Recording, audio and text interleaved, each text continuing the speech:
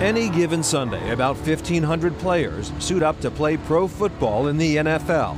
Meanwhile, at home, more than 35 million log in to play a different kind of football. There's this insatiable appetite amongst consumers for any and everything tied to fantasy football. Fantasy football is a $7 billion industry, supporting an army of year-round analysts. Few bigger than ESPN's Field Yates. Hey there, Field Yates here. We caught up with Yates at Earl's Kitchen and Bar to break down the game he loves. You draft a team at the beginning of the year.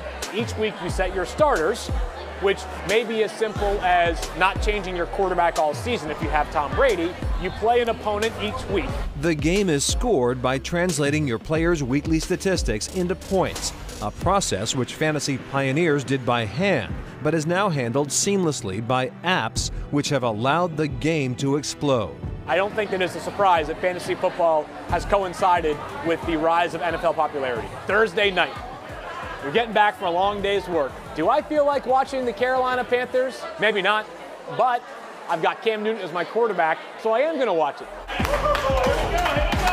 The goal of every fantasy football player is to be league champion, and that journey starts on draft day. So what better place to hold your draft than at a bar called Champions, which is where we found the Boston Ballas Fantasy League. This league is people I know and people that know each other, talking crap to each other and just having a good time. These guys are ready to draft, and they've invited us to join the fun. That's right, picking 12th Team Chronicle. Now we're on the clock, and if not for all the amazing food and drink, you might think these guys were studying for the SATs. As the early picks come in, our fantasy expert breaks it down. But the first 5 players off any draft board, I believe, need to be these 5 players: Todd Gurley, David Johnson, Ezekiel Elliott, Le'Veon Bell, and Antonio Brown, who I would have made a case for any of these 5 players as the #1 overall pick. You kind of keep an eye out on drafts is, where does the first tight end go? It's always Gronk. In this case, Rob Gronkowski goes the back end of the 2nd round. It's exactly where Gronk should be going. As the draft presses on, our players recharge with Champion's signature sampler tower. Wings, waffle fries, and mini burgers around a mega onion ring tower.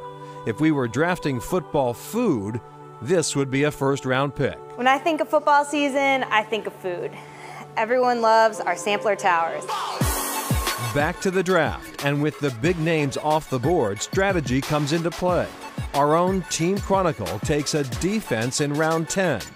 Too early? Baby, y'all going down. I typically tell people to reserve your defense and your kickers for the final 3 rounds, but the Jaguars' defense is a true difference maker. I know in some of my drafts this year I have reached a little bit. As the night winds down, the only thing left to pick is the winner.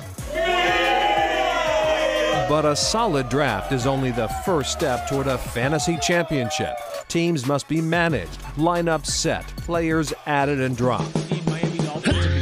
That's where Yates and his ESPN colleagues give you that winning edge on their hit podcast, Fantasy Focus, now streaming daily live on Twitter. It's sort of like 3 or 4 friends sitting in a bar for an hour every day, just not drinking anything, and doing it at 11 a.m. Eastern time as opposed to happy hour. But it's always a blast. That chemistry has made for an avid following. Their annual live shows sell out in hours. There's a line around the block. I mean, it blows your mind. And that loyalty doesn't stop when the show ends. Last spring, when Yates and his fiancée decided to run the Boston Marathon for the Jimmy V Foundation. With the very generous donations of many people that listen to the podcast, raise just north of $35,000. An impressive real-world achievement by a community forged in fantasy. Maybe more than anything else is that it brings people together.